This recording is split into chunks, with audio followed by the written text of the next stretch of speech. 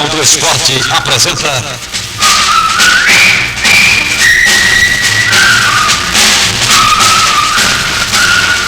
Álbum dos Esportes. Nele encontramos tudo sobre aqueles que, com muito amor, garra, talento e técnica, escreveram a história do esporte.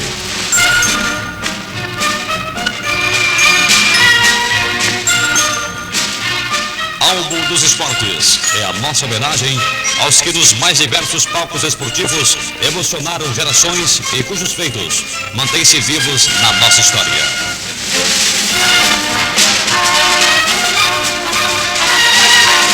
No comando de José Rezende e Milton Pinheiro, supervisão geral de Mário Rico, a equipe esportiva da Rádio Capital do Rio de Janeiro abre para você mais uma página do fabuloso Álbum dos Esportes.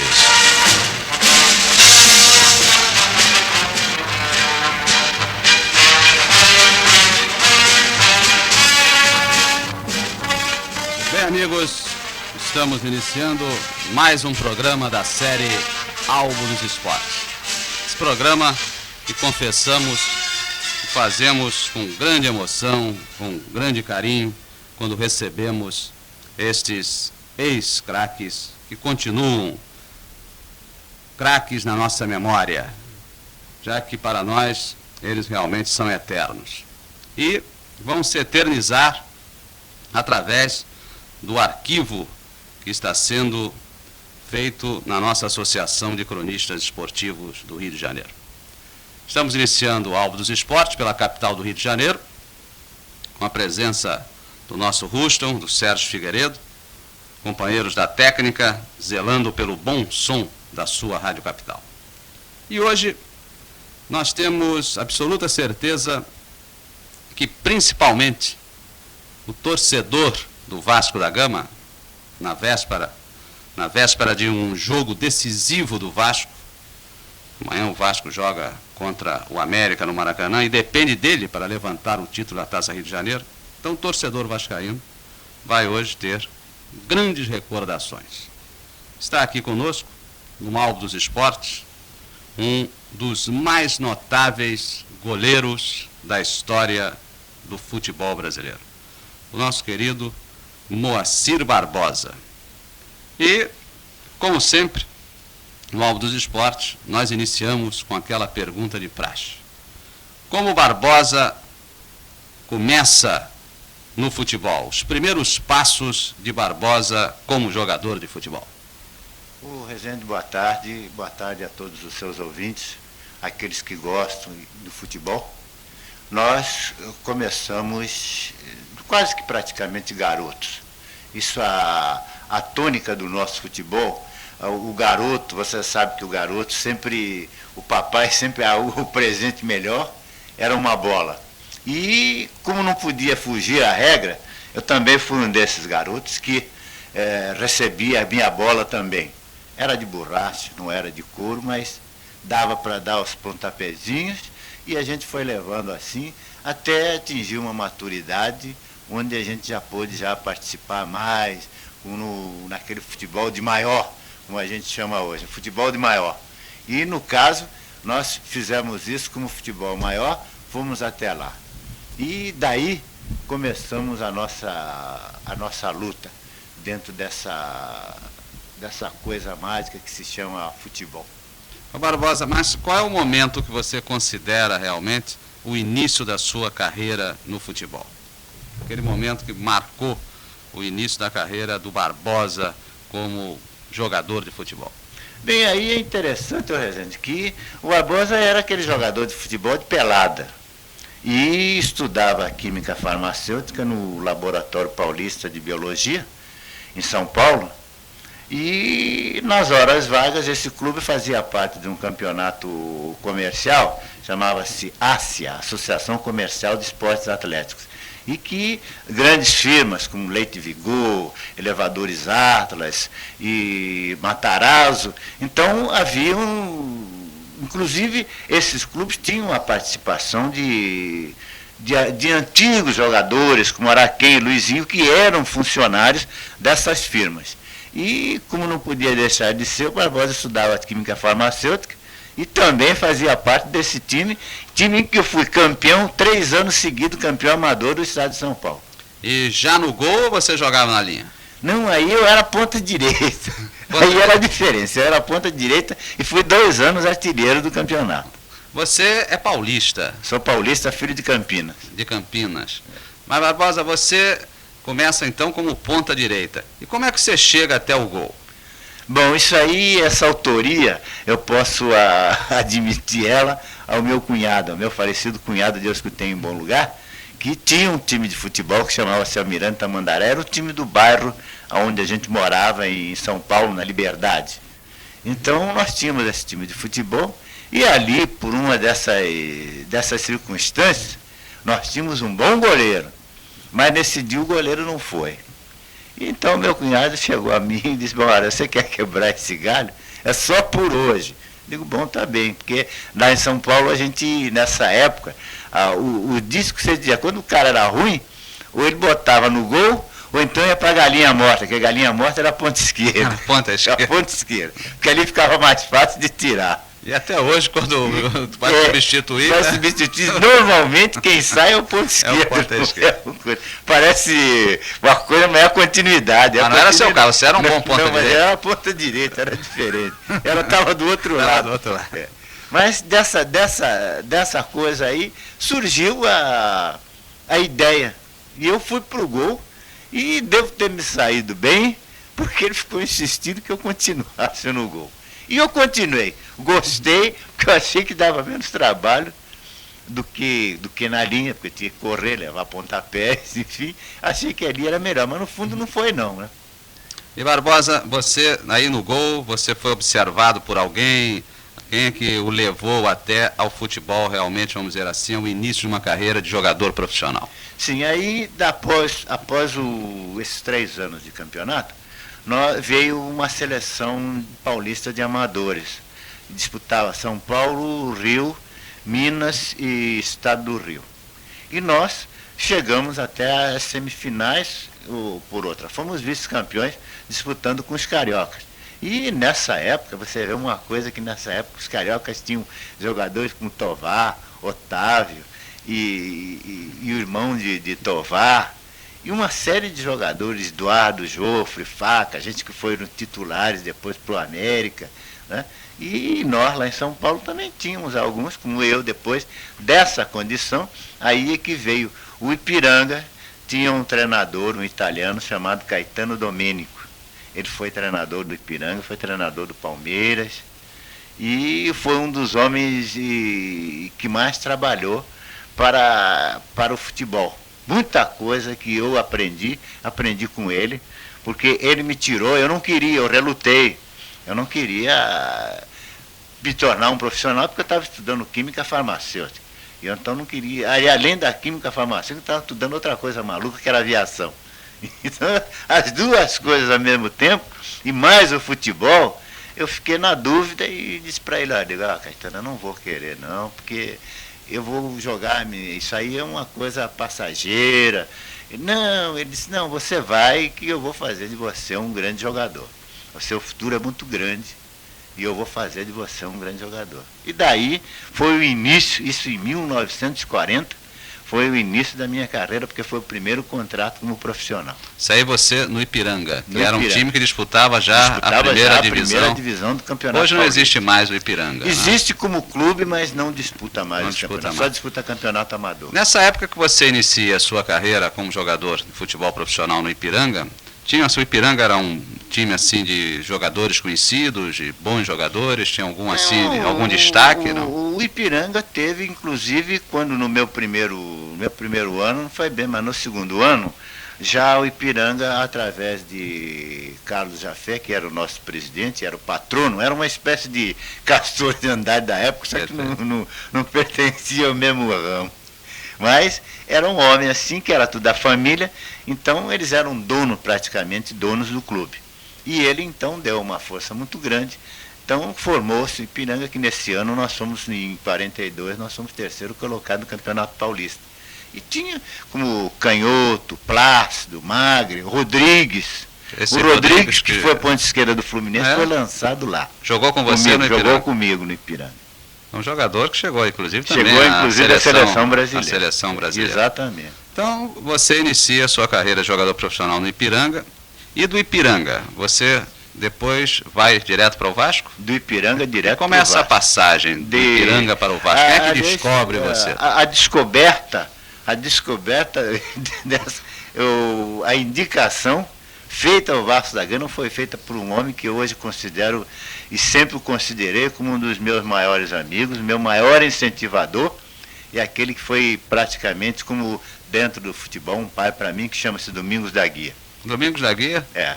Observando você jogar? Jogando no Ipiranga, e o Domingos estava no Corinthians. No Corinthians. É. Então ele veio e indicou que o Vasco fosse me apanhar lá em São Paulo. E como é que foi essa conversa entre o pessoal do Vasco e você para você vir para cá? Você ainda estava com que idade? Aí estava com 19 para 20 19 anos, ainda garoto. Garoto. E você que resolveu tudo? Não, foi difícil, não? Tornou-se difícil, porque aí tinha o problema de minha mãe, que não queria que eu viesse, porque não podia afastar a família, e parar meus estudos e tudo, então foi um pouco difícil. Mas depois, como o Domingos me convenceu, que eu tinha que vir, porque o Vasco era um grande clube, e daí realmente eu vim e me dei bem. Talvez o primeiro ano, não. Você veio para o Vasco em que ano? 44. 44. Foi o ano exatamente que o Flamengo ganhou o tricampeonato. Tricampeonato. Mas você veio já no final do ano? Já no final do ano. No final do ano. Agora são 12 horas e 13 minutos. Nós vamos aproveitar, fazer um intervalo comercial desse álbum dos esportes, para nós continuarmos com você, já aí conversando muito sobre esse seu início, a sua chegada no Vasco da Gama. Rádio Capital do Rio de Janeiro está apresentando o álbum dos esportes.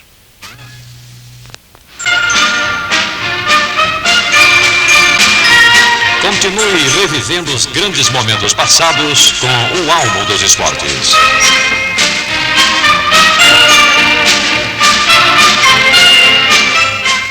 Bem, Barbosa, você chega então ao Vasco no final do ano de 1944. Exatamente 45, o Vasco parece que faz uma renovação no seu elenco, e me parece que você integra esse plano renovador no Vasco. E você chega em São Januário e vai disputar a posição com quem? Olha, Rezende, quando eu cheguei em São Januário, a coisa era preta. Porque o Vasco tinha nada mais, apenas o Vasco tinha dispensado o Strick e tinha nada mais, nada menos do que Barqueta, Martinho, Oncinha, Roberto e Castro.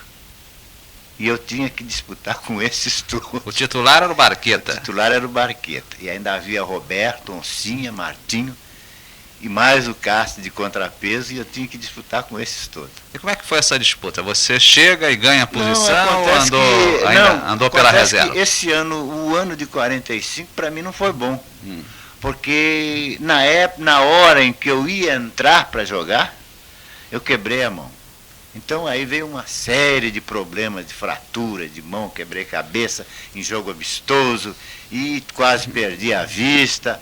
E no fim, quase no final, já na última partida, ou penúltima partida do campeonato, foi que eu fui jogar pelo Vasco da Gama. Então o Vasco foi campeão em 45. O Vasco foi campeão invicto em 45. Foi campeão invicto em 45. Mas exatamente na hora em que eu ia entrar como titular, eu quebrei a mão e tive que ficar o resto do ano sem poder jogar. E o Vasco teve que ir às pressas e buscar o Rodrigues em São Paulo. E o Rodrigues já estava parando também. E o Rodrigues veio, aliás, foi uma coincidência até muito boa, porque o Rodrigues veio, já estava praticamente parando de jogar futebol. O Rodrigues veio, foi campeão pelo Vasco e depois convocado para a seleção brasileira e ganhou na loteria. E então você vai realmente se firmar na posição em 46. Já em 46, sim, aí já comecei como titular. Aí você disputou todo o campeonato? Todo o campeonato 46. 46, quem levantou o Fluminense, foi o famoso supercampeonato. Você em 45, o Vasco tinha Ademir. 46, o Ademir vai para o Fluminense. Fluminense é campeão.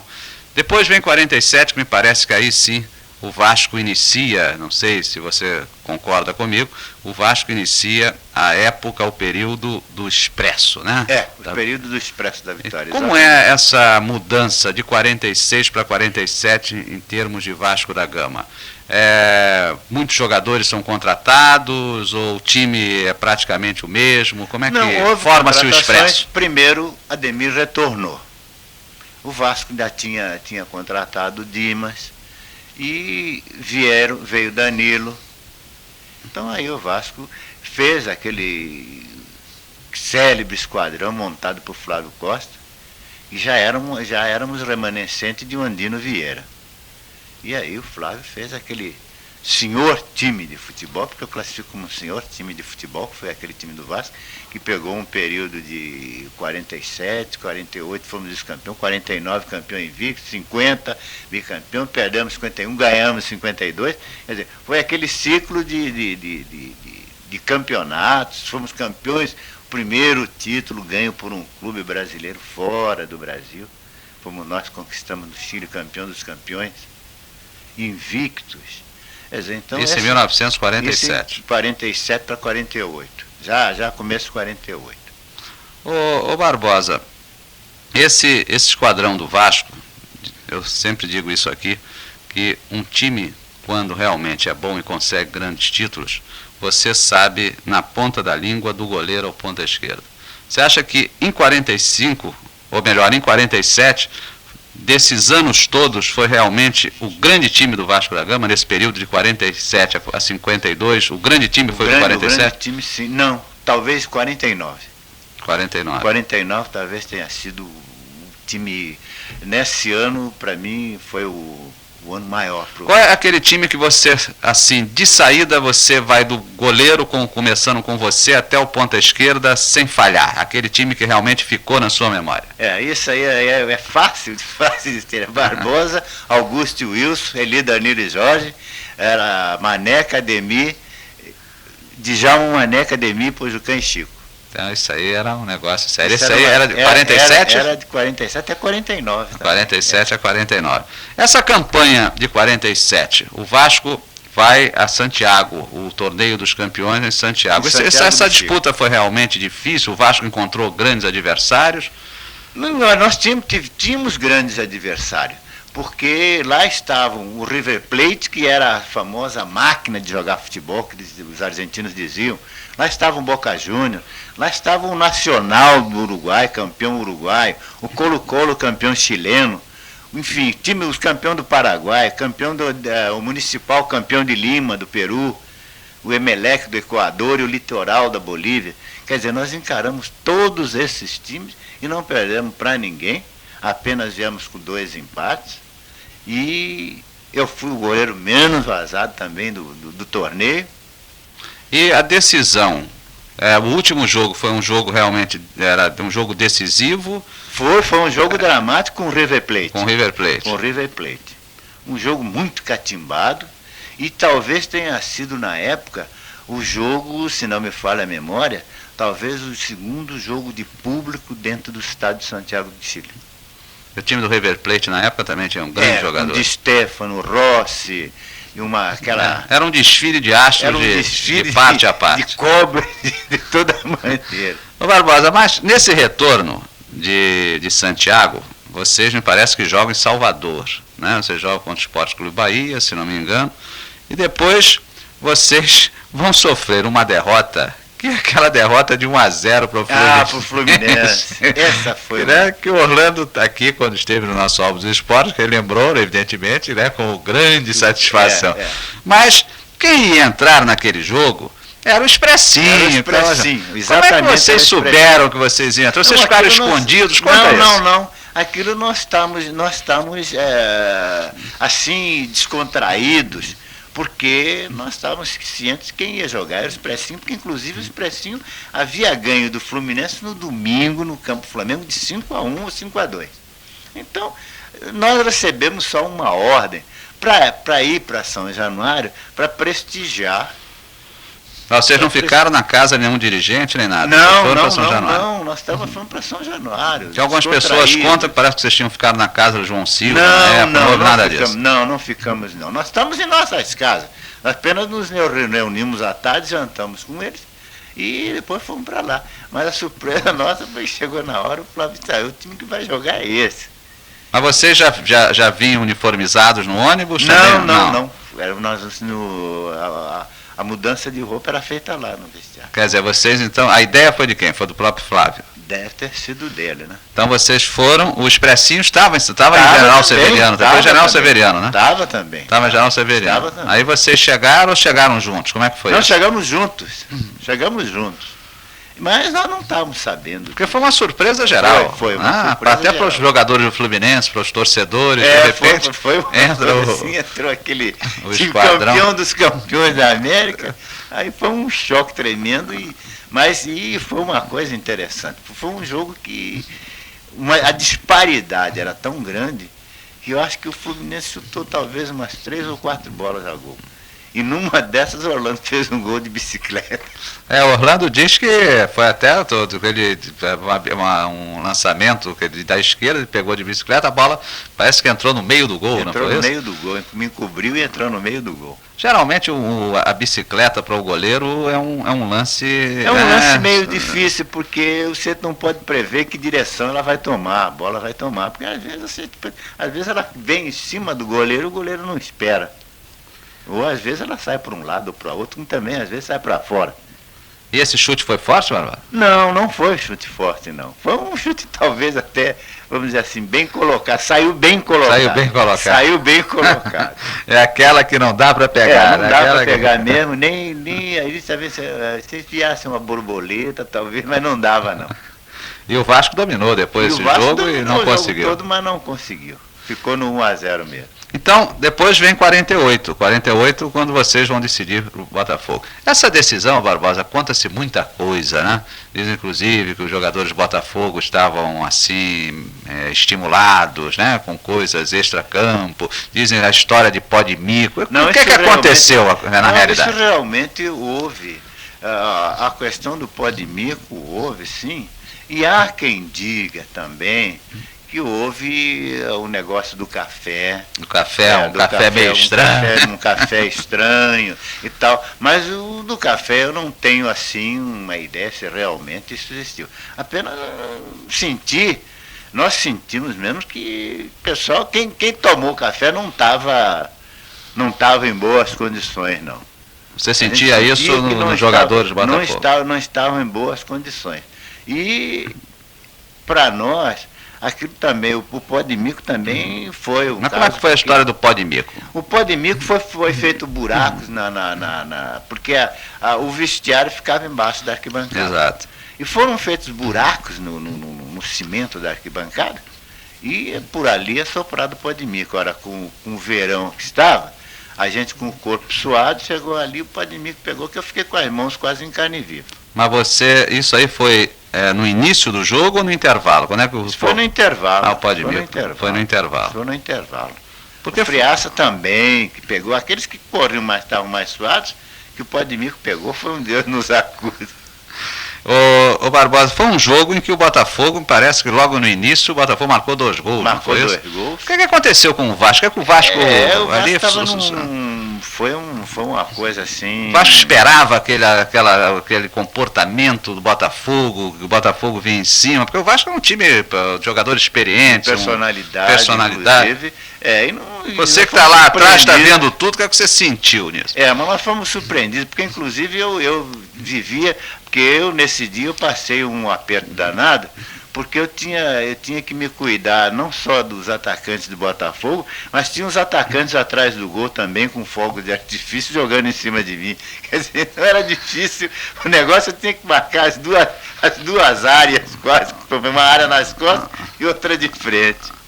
E o árbitro quem era desse jogo? O árbitro era Mário Viana. Era Mário Viana. Houve alguma providência contra isso? Correu? Não, porque nós também fomos surpreendidos com isso. Eu sei que de repente surgiu esse foguetório atrás do gol, exatamente da onde para onde eu fui. E no intervalo também eu mudei para o outro lado, também estava. Parece que a coisa já estava mais ou menos acertada, que eram atrás dos gols. E o negócio era para mim, porque só quando eu chegava que a coisa pintava, os foguetes pintavam, então o negócio estava armado para mim mesmo.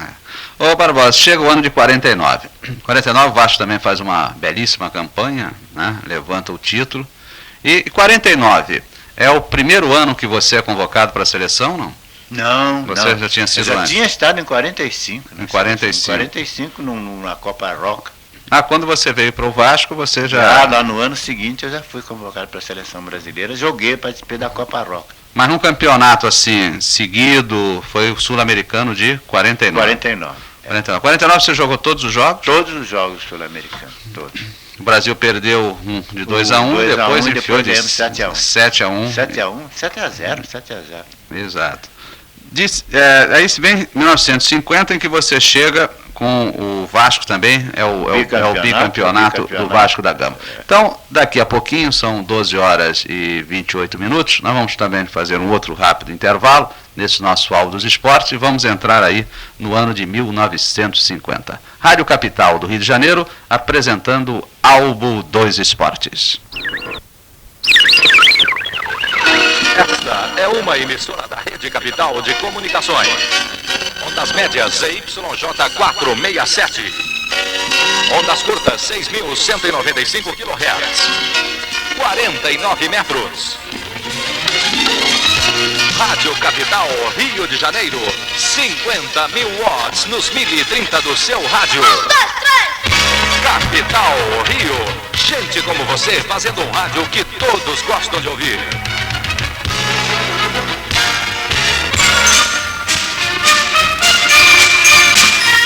Continue revivendo os grandes momentos passados com o Albo dos Esportes.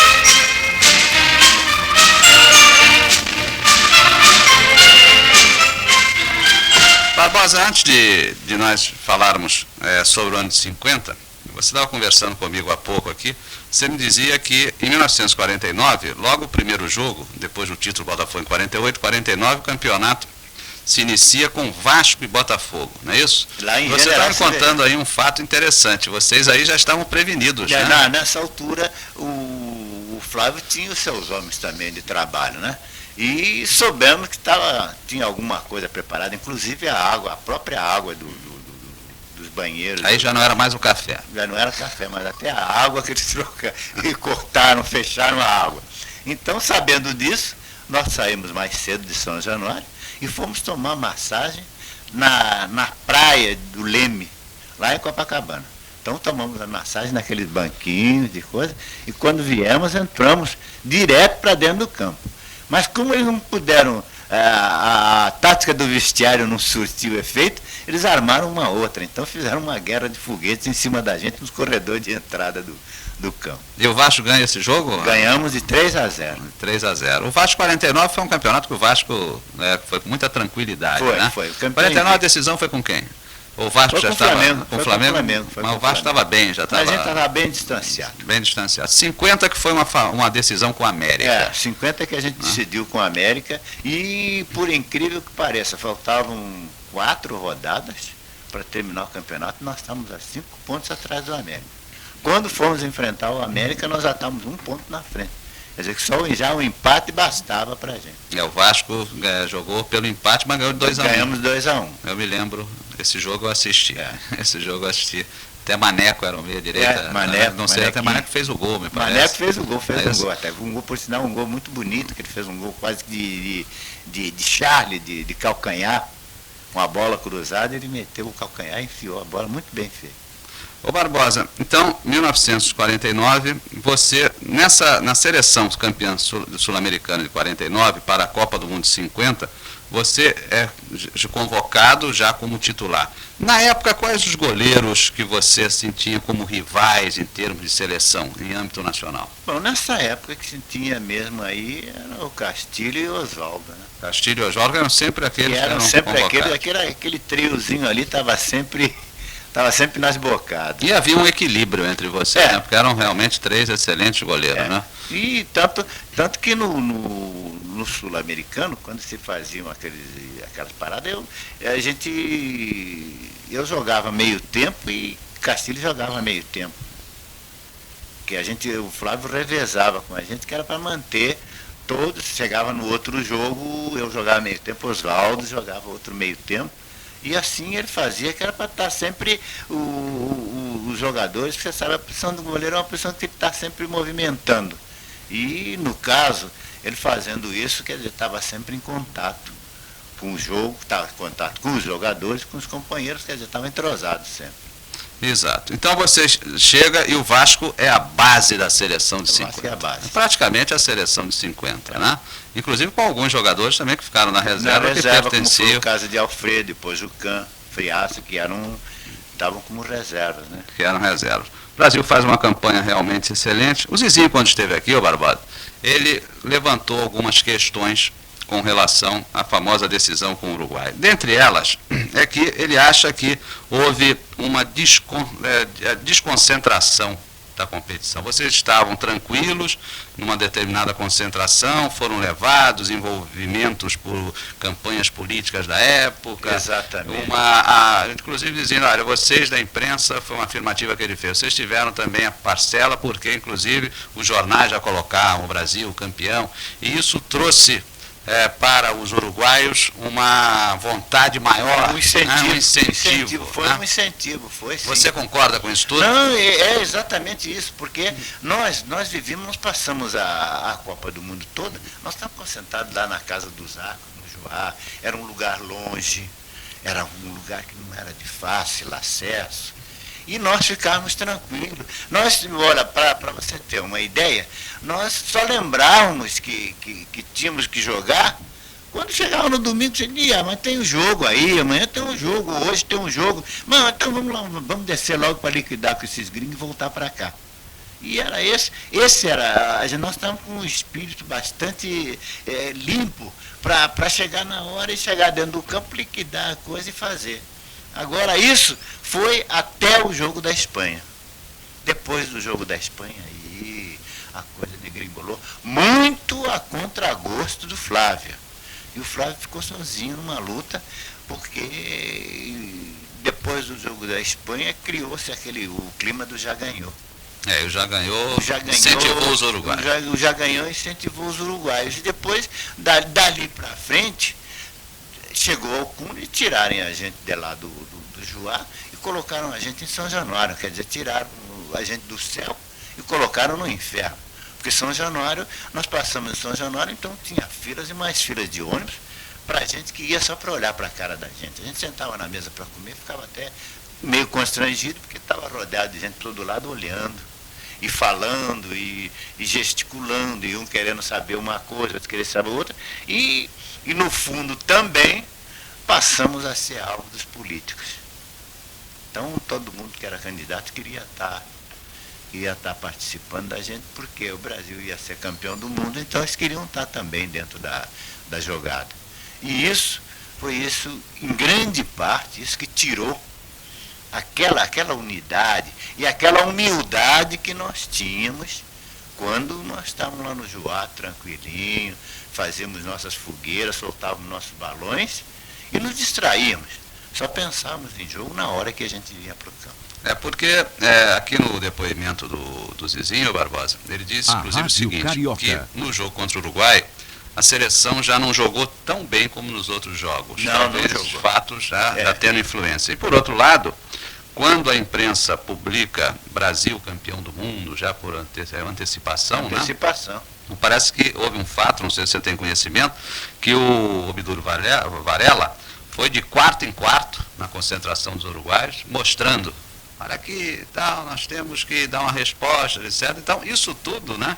Isso insuflou o ânimo dos uruguaios, porque eu tenho, para você ter ideia de uma coisa, eu sou muito amigo de Márcio, de Obdúlio, porque sempre nos trataram bem, inclusive fora do campo. Nós já fui homenageado lá no Uruguai, eu e Ademir fomos lá e fomos homenageados lá, quando eles, numa dessas ocasiões, estavam fazendo, que eles se reúnem todo ano, no dia 16 de julho, eles se reúnem, aí os jogadores que ainda estão, que participaram daquilo, eles se reúnem.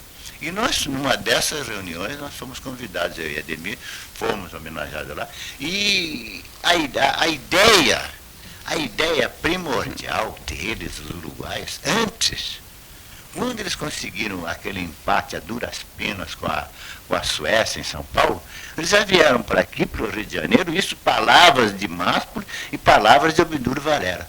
Eles vieram para o Rio de Janeiro com um firme propósito de não tomar uma goleada. Não era de ganhar jogo, não. Eles vieram com um firme propósito de fazerem tudo para não tomarem uma goleada. Porque o medo deles era tomar uma goleada e serem desmoralizados. Aí o Brasil vinha de goleadas extraordinárias contra a Suécia, contra a Espanha. Né? Então, o objetivo, eles mesmos confessam, eles não, o objetivo nosso era a gente jogar um jogo mais ou menos tranquilo, mas evitar de tomar uma goleada. Perder por um placar honroso. Pois é. E, no entanto, acabou essas coisas extracampo, porque é preciso que se diga, foram coisas extracampo e que tiveram influência dentro do campo. Porque chega-se à conclusão, Barbosa, que futebol não é apenas a técnica, a tática, a preparação física, é também o estado psicológico. O estado psicológico, né? Então, esse conjunto de fatores, né? Que vêm e vão fazer com que o cedo vá para dentro de campo. Se ele está bem fisicamente e psicologicamente, ele estando bem preparado, ele está apto a cumprir o papel dele dentro do conjunto.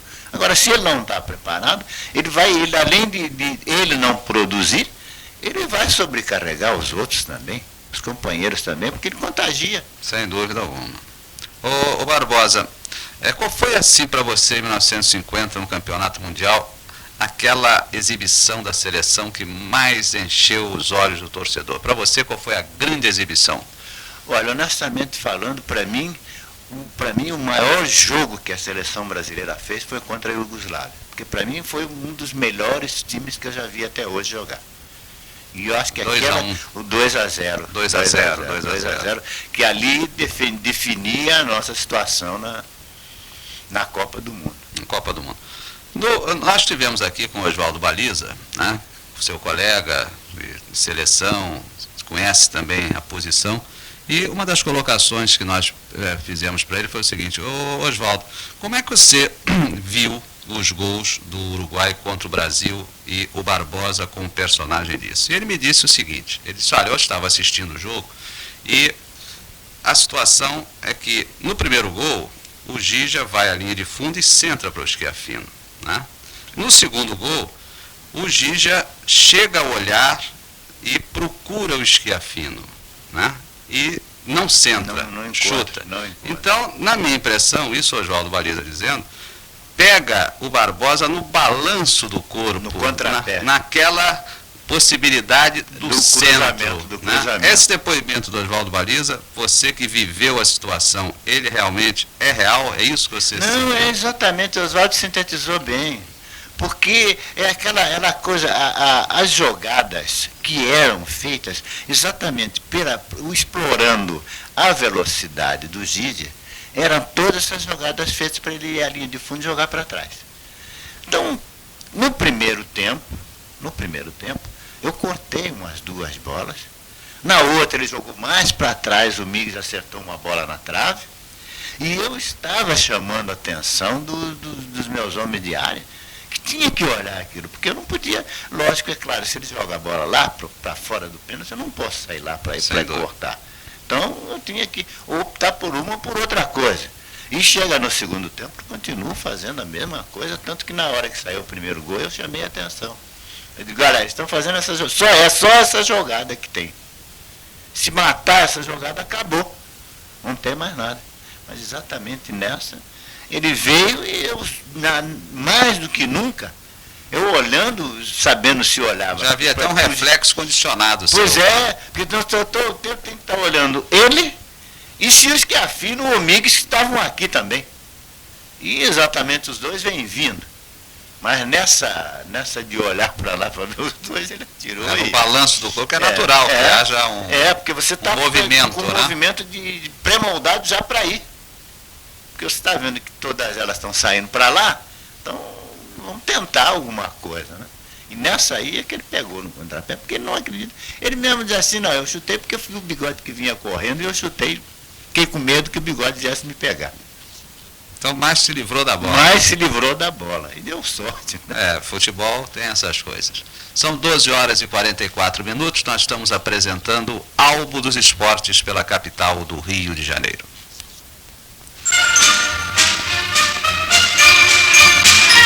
Continue revivendo os grandes momentos passados com o Álbum dos Esportes.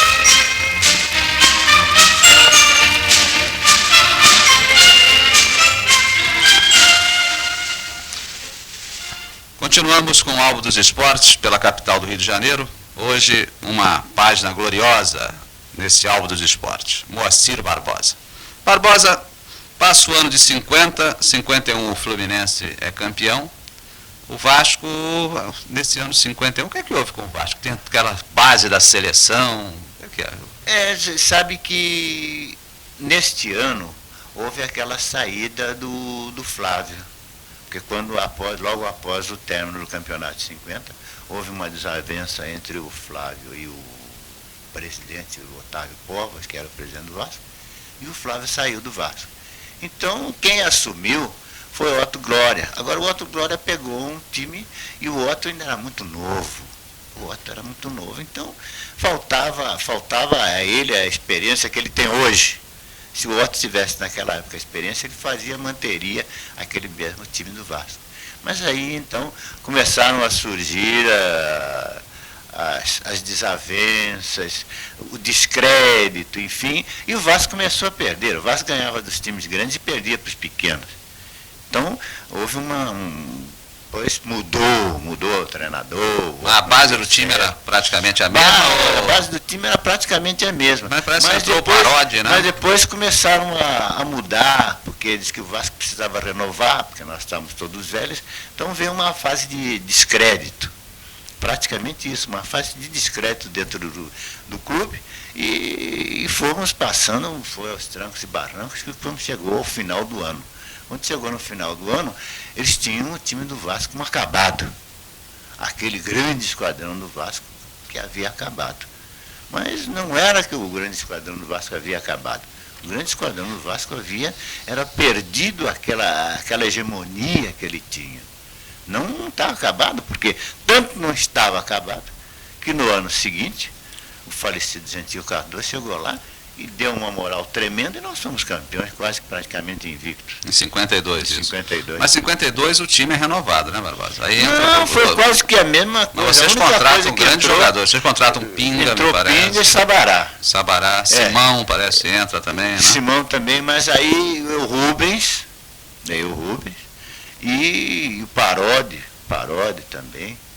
E o Vavá, que estava surgindo. Exato. Vavá, que estava surgindo. Porque em 52 Vavá foi daquela seleção de amadores, e quando veio, o Gentil botou ele no time de cima e dali Vavá já começou também a surgir.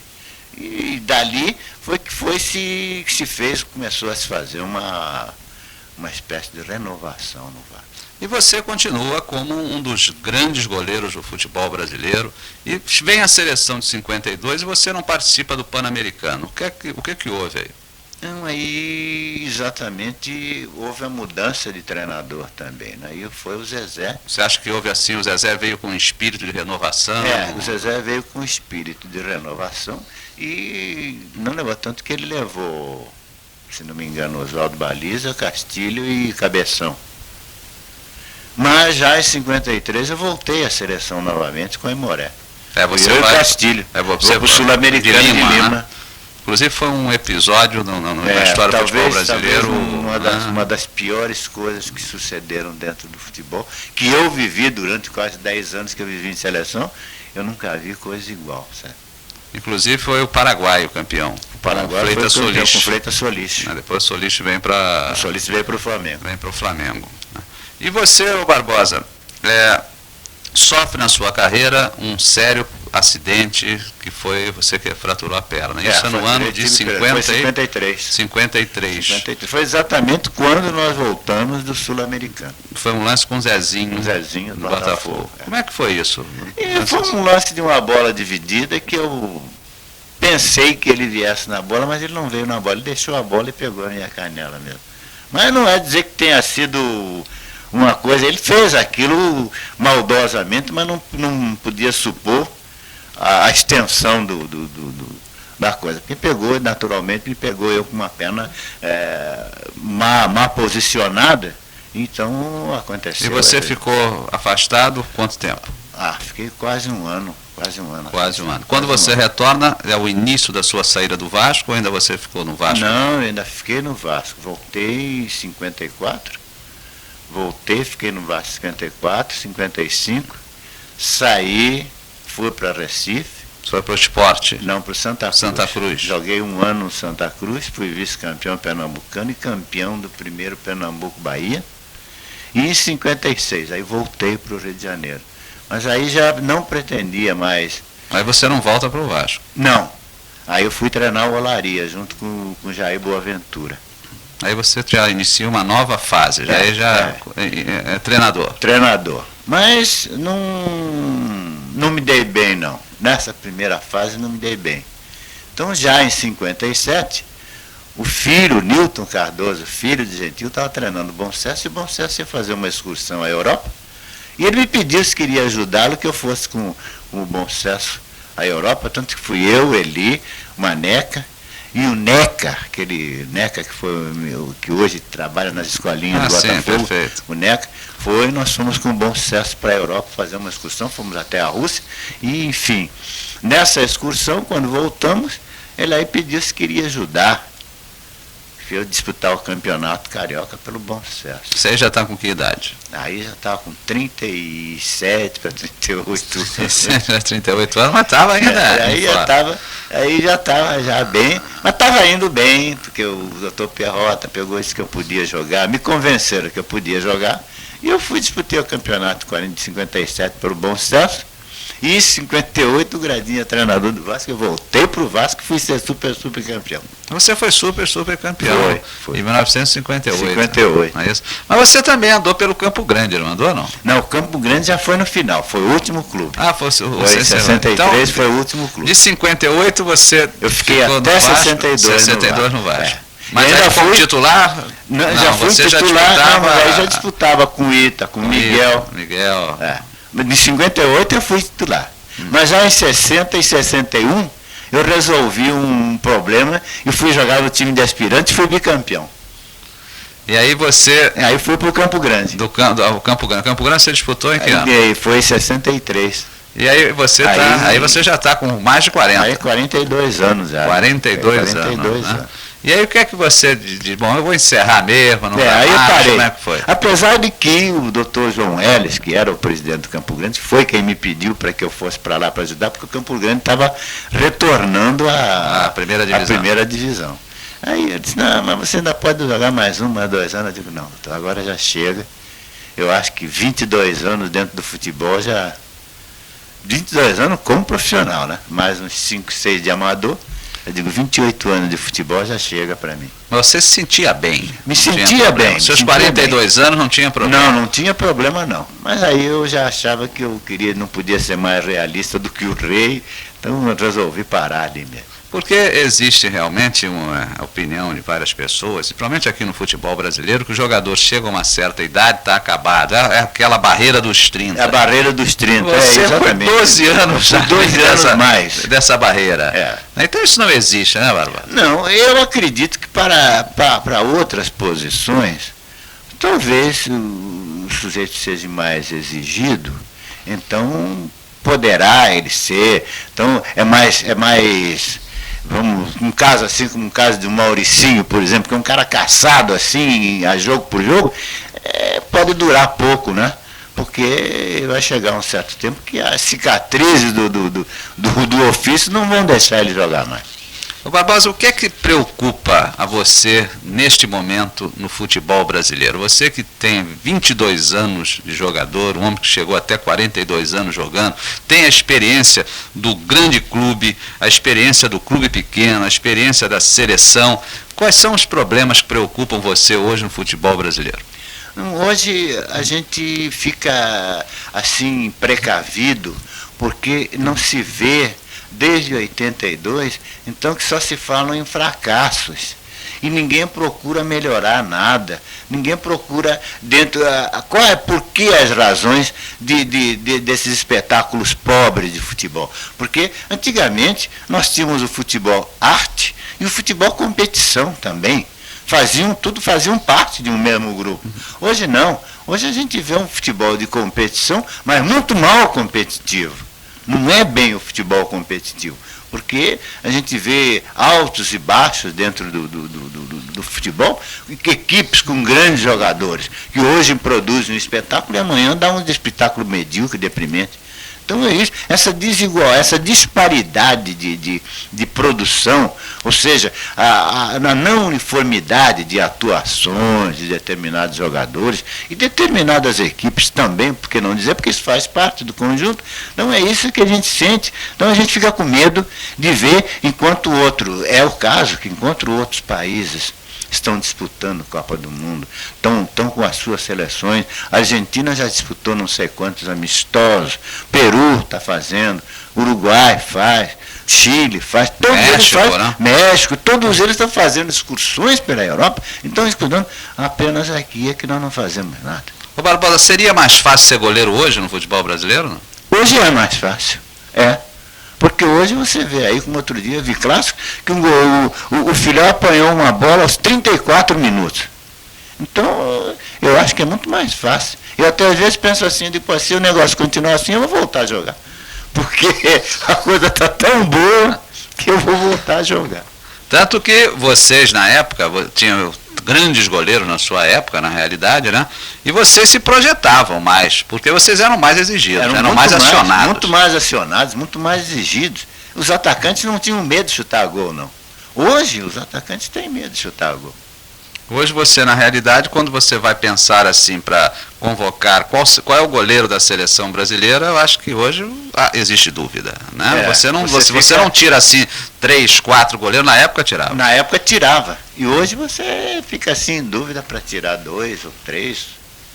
Então você não sabe, porque você olha, por incrível que pareça, hoje, se você for qualificar, o melhor goleiro do Campeonato Carioca chama-se Valdir Pérez.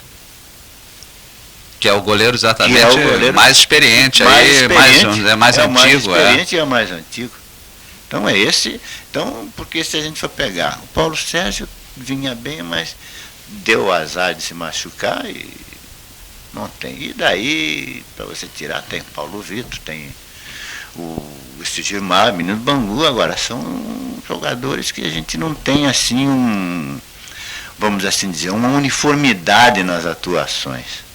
Porque o bem ou mal, eu acho que para você obter tem que ter uma média. Em 100 você tem que ter a média 80, mas essa média 80 é em todos os jogos. Porque podem pensar que não, mas o goleiro ainda é o fiel da balança de uma equipe. Barbosa, nós estamos encerrando esse álbum dos esportes. Foi um grande prazer tê-lo aqui. Você é uma página realmente gloriosa na história do futebol brasileiro. E no próximo sábado, às 12 horas, estaremos de volta apresentando mais uma página deste fabuloso álbum dos esportes pela capital do Rio de Janeiro. Fecha-se o álbum dos esportes.